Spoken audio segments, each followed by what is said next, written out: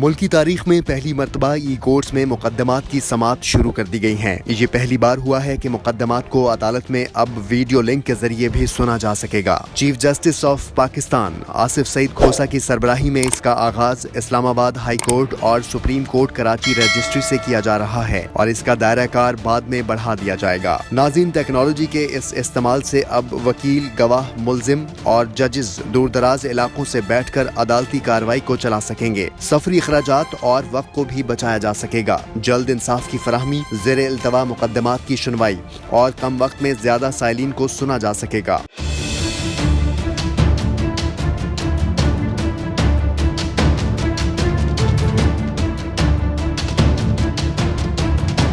کم لاگت سے شروع ہونے والی ای کورٹس سستا انصاف مہیا کرنے کے لیے کارگر ثابت ہوں گی۔ ای کورٹ کا مطلب ہے الیکٹرانک کورٹس، یعنی عدالتوں میں جدید ٹیکنالوجی، ہائی سپیڈ انٹرنیٹ اور محفوظ طریقوں سے مزین کیمروں کی مدد سے عدالتوں کو آپس میں جوڑا جا سکتا ہے، جس کو ویڈیو لنک کمیونیکیشن کہتے ہیں، اور اس سے مقدمات کو سنا جا سکتا ہے۔ یہ سسٹم نادرا اور دیگر سائبر سیکیورٹی سے متعلق اداروں کے تعاون سے انسٹال کیا گیا ہے۔ دور جدید میں استعمال ہونے والے گیجٹس کو بھی فول پروف سسٹم سے منسلک کر کے اس کا باقاعدہ آغاز 27 مئی 2019 سے کر دیا گیا ہے۔ اس سے پہلے ای کورٹس دنیا کے دیگر ممالک میں بھی اس وقت کام کر رہی ہیں، جس میں انڈیا، چائنا اور دیگر ممالک بھی شامل ہیں۔